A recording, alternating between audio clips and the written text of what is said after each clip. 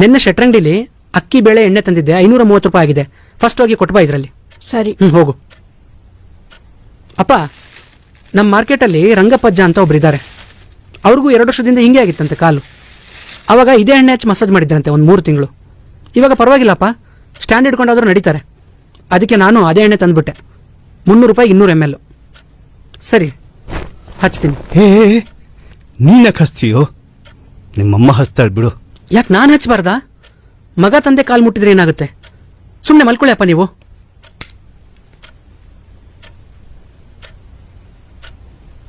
ಈ ಕಾಲು ನಮ್ಮ ಸಂಸಾರದ ಭಾರನ ಹೊತ್ತಿರೋ ಕಾಲು. ಈ ಕಾಲು ನಮ್ಮ ಜೀವನದ ಬಂಡಿನ ನಿರಂತರವಾಗಿ ಎಳೆದಿರೋ ಕಾಲು. ಬರೀ 1 ವಾರ ಕೆಲ್ಸಕ್ಕೆ ಹೋಗಿರೋ ನನಗೆ ಇಷ್ಟೊಂದು ಸುಸ್ತಾಗ್ತಿದೆ. ಇನ್ನು 30 ವರ್ಷ ಕಷ್ಟಪಟ್ಟಿರೋ ಈ ಕಾಲುಗಳು ಅದೆಷ್ಟು ದಣದಿರಬೇಡ. ಅದಕ್ಕೆ ಈ ಕಾಲುಗಳು ಈಗ ಹೀಗೆ ಮಲಗಿರೋದು. ಅಪ್ಪ ಅಪ್ಪ,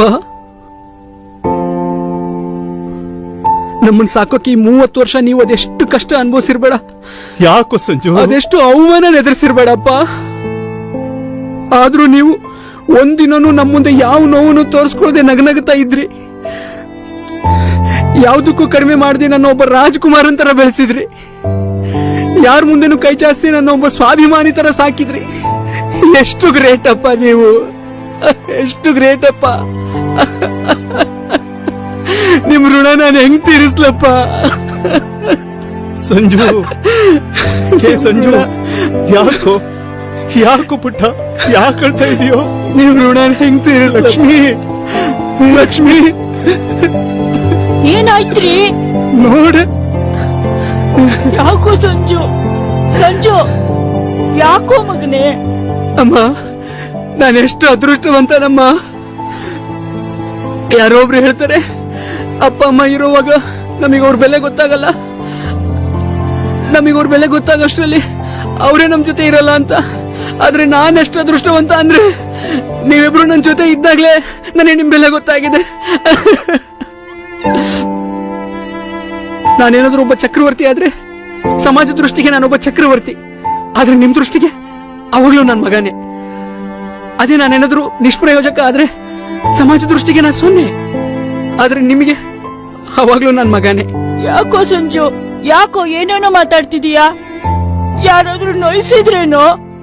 ನಾನ್ ಸಣ್ಣವನಿದ್ದಾಗ ನನಗೆ ಹೊಟ್ಟೆ ತುಂಬಾ ತಿನ್ಸಿ ನೀವು ಅರೆ ಹೋಟೆಲ್ ಮಲ್ಗಿದ್ರಿ. ದೇವಸ್ಥಾನದಲ್ಲಿ ಮಂಗಳಾರತಿ ತಗೊಂಡಿರೋ ಕೈನ ಮೊದಲು ನನ್ನ ತಲೆ ಮೇಲೆ ಇಟ್ಟು ಆಮೇಲೆ ನಿಮ್ ತಲೆ ಮೇಲೆ ಇಟ್ಕೊಂಡ್ರಿ. ಹಬ್ಬ ಬಂದಾಗ ನನಗೆ ಹೊಸ ಬಟ್ಟೆ ತೊಡಿಸಿ ನೀವು ಹಳೆ ಬಟ್ಟೆ ತೊಟ್ಕೊಂಡ್ರಿ.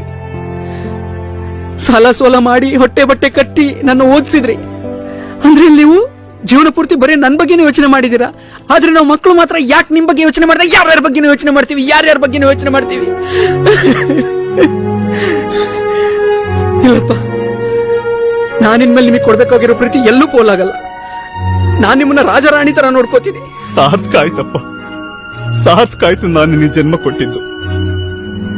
ಇನ್ಮೇಲೆ ನನಗೆ ಈ ಕಷ್ಟ ಯಾವತ್ತೂ ಬರಲ್ಲ, ಬರಲ್ಲ. ನಾನು ನಿನಗೆ ಹೇಳ್ಬೇಕಾದ್ ಏನೂ ಇಲ್ಲ ಕಣ ಸಂಜು. ಆದ್ರೆ